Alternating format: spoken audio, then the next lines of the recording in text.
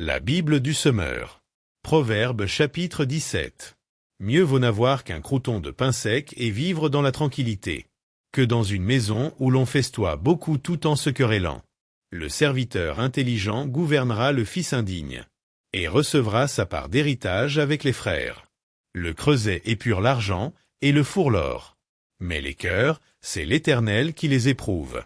Qui fait le mal écoute les propos des gens malfaisants, et le menteur prête l'oreille aux langues malveillantes. Se moquer du pauvre, c'est outrager son Créateur. Qui se réjouit du malheur d'autrui ne restera pas impuni. La couronne des vieillards, ce sont leurs petits-enfants, et la fierté des fils, ce sont leurs pères. Un langage distingué ne convient pas à l'insensé, combien moins le mensonge à un homme de haut rang. Dans l'esprit de ceux qui l'utilisent, le pot de vin agit comme une pierre magique. Quoi qu'il entreprenne, il doit leur assurer le succès. Qui veut se faire aimer, pardonne les torts qu'il a subis. Les rappeler divise les amis. Un reproche a plus d'effet sur un homme avisé que 100 coups de bâton administrés à un insensé. Le méchant ne recherche que la rébellion, mais c'est un messager sans pitié qui sera envoyé contre lui. Mieux vaut tomber sur une ours privée de ses petits que de rencontrer un insensé en proie à sa folie. Si quelqu'un rend le mal pour le bien, le malheur ne quittera plus sa demeure.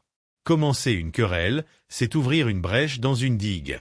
C'est pourquoi, abandonne la partie avant qu'éclate la dispute. Qui acquitte le coupable, qui condamne le juste, sont tous deux en horreur à l'Éternel. À quoi sert l'argent dans les mains d'un insensé? Peut-il acheter la sagesse quand il n'a pas de bon sens? Un ami aime en tout temps, et le frère est né pour le jour où l'on se trouve dans l'adversité. Seul un homme dépourvu d'intelligence s'engage, et se porte garant des dettes d'autrui. Aimer les querelles, c'est aimer le péché. Qui fait l'importance et cherche sa ruine. L'homme au cœur tortueux ne trouvera pas le bonheur. Qui manie une langue perfide tombera dans le malheur. Qui donne naissance à un fils insensé en aura du chagrin, et le père d'un sot n'aura pas de quoi se réjouir. Un cœur joyeux est un excellent remède, mais l'esprit déprimé mine la santé. L'homme corrompu accepte des cadeaux sous le manteau, pour fausser le cours de la justice. L'homme avisé a les yeux fixés sur la sagesse, mais les regards de l'insensé se portent au bout du monde. Un fils insensé fait le chagrin de son père, et rend la vie amère à celle qui l'a enfanté. Il n'est pas bon de faire payer au juste une amende, ni de frapper de nobles dirigeants à l'encontre du droit. L'homme qui a de bonnes connaissances limite ses paroles. Qui garde son sang-froid est intelligent. Le sot lui-même passe pour sage s'il sait se taire. Qui tient sa bouche close est intelligent. Psaume chapitre 81 à 85. Psaume 81. Si mon peuple m'écoutait, au chef de chœur, à chanter avec accompagnement de la harpe de Gath. Psaume d'Asaph. Lancez des cris d'allégresse vers Dieu notre force. Acclamez joyeusement le Dieu de Jacob. Entonnez un chant, faites résonner le tambourin. Pincez la lyre harmonieuse, jouez sur le luth. Embouchez le corps au début du mois. À la pleine lune, au grand jour de fête. C'est la loi pour Israël. C'est une ordonnance du Dieu de Jacob. Et c'est un décret qu'il établit pour Joseph, quand il attaqua le pays d'Égypte. J'entends un langage que je ne connaissais pas. J'ai déchargé ses épaules du fardeau, et ses mains sont libérées de la corvée des corbeilles. Tu étais dans la détresse, tu as appelé, alors je t'ai délivré. Je t'ai répondu, caché au sein du tonnerre. Et je t'ai mis à l'épreuve près des eaux de Mériba. Écoute, ô mon peuple, je t'avertirai. Ah, si seulement tu m'écoutais, Israël. Tu n'auras chez toi aucun autre Dieu. Tu n'adoreras aucun des dieux étrangers. Je suis l'Éternel, ton Dieu, qui t'ai fait sortir d'Égypte. Ouvre largement ta bouche, je la remplirai. Mais mon peuple n'a pas écouté ma voix. Israël n'a pas voulu de moi. Alors je les ai laissés aller selon leur cœur obstiné. Ils n'ont fait que suivre leurs propres idées. Si mon peuple m'écoutait, et si Israël marchait sur les voies que j'ai prescrites, je ferais en un instant plier tous ses ennemis, et je tournerais ma main contre ceux qui les oppriment. Et ceux qui haïssent l'Éternel lui seraient assujettis. Le temps de leur soumission durerait toujours. Je nourrirai Israël de fleurs de froment. et je le rassasierai du miel d'abeilles sauvages. Psaume 82. Dieu juge les dirigeants des nations. Psalm d'Asaph. Dieu se tient au conseil divin. Au milieu des Dieu H, il rend la justice. Ah! Jusqu'à quand rendrez-vous des jugements iniques? Et prendrez-vous le parti des méchants? Faites droit aux faibles et à l'orphelin. Et rendez justice aux pauvres et aux démunis. Libérez le faible et le défavorisé. Délivrez-les de la main des méchants. Mais ils ne comprennent rien, ils ne savent rien. Ils errent dans les ténèbres. Les fondements du pays en sont ébranlés. J'avais dit, vous êtes des dieux. Oui, vous tous, vous êtes des fils du Très-Haut. Cependant, vous périrez comme tous les hommes. Et vous tomberez comme n'importe quel dirigeant. Ô Dieu, lève-toi et viens gouverner le monde. Car tu as pour possession tous les peuples. Psaume 83. Ne laisse pas faire tes ennemis. Psaume d'Asaph, à chanter. Ô Dieu, sors donc de ton silence. N'étais pas. Ne reste pas dans l'inaction, ô Dieu. Voici, tes ennemis s'agitent. Et ceux qui te haïssent sont levés haut la tête. Contre ton peuple, ils se concertent. Ils trament des complots contre les tiens, que tu protèges. Ils ont dit, exterminons-les, et que leur nation disparaisse, afin que le nom d'Israël soit oublié. Ils se sont consultés, d'accord entre eux, et ils ont conclu une alliance pour s'opposer à toi. Enfants d'Édom, Ismaélites, Moabites et Agaréniens, Gébal, Ammon et Amalek, les Philistins avec les habitants de Tyr. Et même l'Assyrie s'est jointe à eux, prêtant main forte aux descendants de Lot. Traite-les donc comme Madian, comme Sisra et Yabin au torrent de Kishon. Ils furent détruits à Endor, laissés comme du fumier pour la terre. Que tous leurs princes soient pareils à Horeb et à Zéeb, et que leurs chefs deviennent comme Zéba et Tsalmouna, eux qui disaient, emparons-nous du domaine de Dieu. Mon Dieu, fais-les tourbillonner, comme la paille emportée par le vent, comme un feu brûle la forêt, comme les flammes embrasent les monts. Pourchasse-les par ta tempête, que, par ton ouragan, ils soient épouvantés, qu'ils soient couverts d'opprobre, afin qu'ils se tournent vers toi, ô Éternel, qu'ils soient couverts de honte et dans l'épouvante à jamais, et qu'ils périssent saisis de confusion, qu'ils reconnaissent que toi seul, toi dont le nom est l'Éternel, tu es le Très-Haut régnant sur la terre entière. Psaume 84. Je soupire après ton temple. Ô chef de chœur. Un psaume des Coréites, à chanter avec accompagnement de la harpe de Gath. Oh. Comme tes demeures sont désirables. Éternel, Seigneur des armées célestes. Je languis et je soupire, Éternel, après tes parvis. Mon être entier crie sa joie vers le Dieu vivant. Le moineau découvre un gîte. L'hirondelle trouve un nid où déposer ses petits. Près de tes autels, Éternel, Seigneur des armées célestes. Mon roi et mon Dieu. Bienheureux ceux qui habitent ta maison, car ils pourront te louer toujours. Bienheureux les hommes dont tu es la force.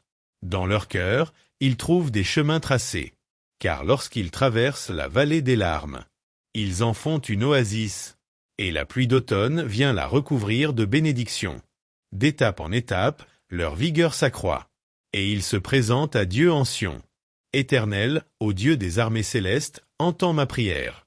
Veuille m'écouter, ô Dieu de Jacob. Toi, ô Dieu, qui es notre bouclier, veuille regarder l'homme qui a reçu de ta part l'onction d'huile, et lui faire bon accueil. Car un jour dans tes parvis vaut bien mieux que 1000 ailleurs. Plutôt rester sur le seuil de la maison de mon Dieu, que de demeurer sous les tentes des méchants.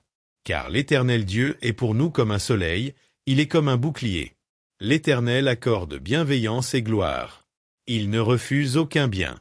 À ceux qui cheminent dans l'intégrité. Éternel, Seigneur des armées célestes. Bienheureux est l'homme qui met sa confiance en toi. Psaume 85. L'Éternel nous rend le bonheur. Ô chef de chœur. Psaume des Coréites. Éternel, tu as montré ta faveur à ton pays. Tu as rétabli Jacob. Tu as pardonné les fautes commises par ton peuple. Tu as effacé tous ses péchés. Tu as retenu toute ta fureur. Tu es revenu de ton ardente colère. Ô, rétablis-nous, Dieu, notre Sauveur. Mets un terme à ta colère envers nous. Vas-tu, éternellement, être irrité contre nous? Ton ressentiment durera-t-il d'âge en âge? Ne voudrais-tu pas nous rendre à la vie, afin que ton peuple se réjouisse en toi? Fais-nous contempler ton amour, ô Éternel. Accorde-nous ton salut. Je veux écouter ce que dit Dieu, l'Éternel. C'est de bien-être qu'il parle à son peuple et à ceux qui lui sont attachés. Mais qu'il ne retourne pas à leur fol égarement. Oui, il va bientôt œuvrer au salut de ceux qui le craignent, afin que sa gloire puisse demeurer dans notre pays. L'amour, la fidélité vont se rencontrer, et la justice et la paix se donneront l'accolade. La vérité germera du sein de la terre, et la justice regardera depuis les hauteurs célestes. L'Éternel lui-même nous donnera le bonheur, et notre pays produira ses fruits. La justice le précédera. Elle tracera un chemin devant ses pas. Jean chapitre 3 du verset 1 à 21. Il y avait un homme qui s'appelait Nicodème, membre du parti des pharisiens, c'était un chef des Juifs. Il vint trouver Jésus de nuit et le salua en ces termes. « Maître, nous savons que c'est Dieu qui t'a envoyé pour nous enseigner car personne ne saurait accomplir les signes miraculeux que tu fais si Dieu n'était pas avec lui. » Jésus lui répondit, « Vraiment, je te l'assure, à moins de renaître d'en haut, personne ne peut voir le royaume de Dieu. Comment un homme peut-il naître une fois vieux? » Exclama Nicodème. Il ne peut tout de même pas retourner dans le ventre de sa mère pour renaître? Vraiment, je te l'assure, reprit Jésus, à moins de naître d'eau, c'est-à-dire d'esprit, personne ne peut entrer dans le royaume de Dieu. Ce qui naît d'une naissance naturelle, c'est la vie humaine naturelle. Ce qui naît de l'esprit est animé par l'esprit. Cette ne sois donc pas surpris si je t'ai dit, il vous faut renaître d'en haut. Oui, le vent souffle où il veut, tu en entends le bruit, mais tu ne sais ni d'où il vient ni où il va. Il en est ainsi pour quiconque est né de l'esprit. Nicodème reprit, comment cela peut-il se réaliser? Toi qui enseignes le peuple d'Israël, tu ignores cela? Lui répondit Jésus. Vraiment, je te l'assure, nous parlons de ce que nous connaissons réellement et nous témoignons de ce que nous avons vu. Et pourtant, vous ne prenez pas notre témoignage au sérieux. Si vous ne croyez pas quand je vous parle des réalités terrestres, comment pourrez-vous croire quand je vous parlerai des réalités célestes? Car personne n'est monté au ciel, sauf celui qui en est descendu, le Fils de l'homme. Dans le désert, Moïse a élevé sur un poteau le serpent de bronze. De la même manière, le Fils de l'homme doit, lui aussi, être élevé pour que tous ceux qui placent leur confiance en lui aient la vie éternelle. Oui, Dieu a tant aimé le monde qu'il a donné son Fils, son unique, pour que tous ceux qui placent leur confiance en lui échappent à la perdition et qu'il ait la vie éternelle. En effet, Dieu n'a pas envoyé son Fils dans le monde pour condamner le monde, mais pour que celui-ci soit sauvé par lui. Celui qui met sa confiance en lui n'est pas condamné, mais celui qui n'a pas foi en lui est déjà condamné, car il n'a pas mis sa confiance en la personne du Fils unique de Dieu. Et voici en quoi consiste sa condamnation. C'est que la lumière est venue dans le monde, mais les hommes lui ont préféré les ténèbres, parce que leurs actes sont mauvais. En effet, celui qui fait le mal déteste la lumière. Il se garde bien de venir à la lumière de peur que ses actes soient révélés. Mais celui qui a une conduite conforme à la vérité vient à la lumière pour qu'on voit clairement qu'il accomplit ses actes dans la communion avec Dieu. Première des Chroniques, chapitre 12. Les premiers partisans de David. Voici ensuite les hommes qui rejoignirent David à Tsiklag, quand il était encore obligé de se tenir loin de Saul, fils de Kish. C'étaient des guerriers qui lui prêtèrent main forte dans les combats. Ils étaient armés d'arcs et savaient se servir indifféremment de la main droite ou de la main gauche pour lancer des pierres, ou tirer des flèches de leur arc. Ils appartenaient à la même tribu que Saul, celle de Benjamin. Leur chef était Ahiésé. C'était Joa, fils de Shéma, de Gibéa, Yéziel et Pélet, fils d'Azmavet, Beraka, Jéhu, d'Anathoth, Yishmaïa, de Gabaon, un guerrier faisant partie du groupe des 31 chefs de ce groupe, Jérémie, Yahaziel, Yohanan, Yozabad, de Gedéra, Elouzaï, Yérimoth, Béalia, Shemaria, Shephatia, de Harof, Elkana, Yishia, Azaréel, Yoézé et Yashobim, des Coréites, Yoéla et Zébadia, fils de Jéroham, de Gedor. Des membres de la tribu de Gad quittèrent Saul pour rejoindre David dans son fortin du désert.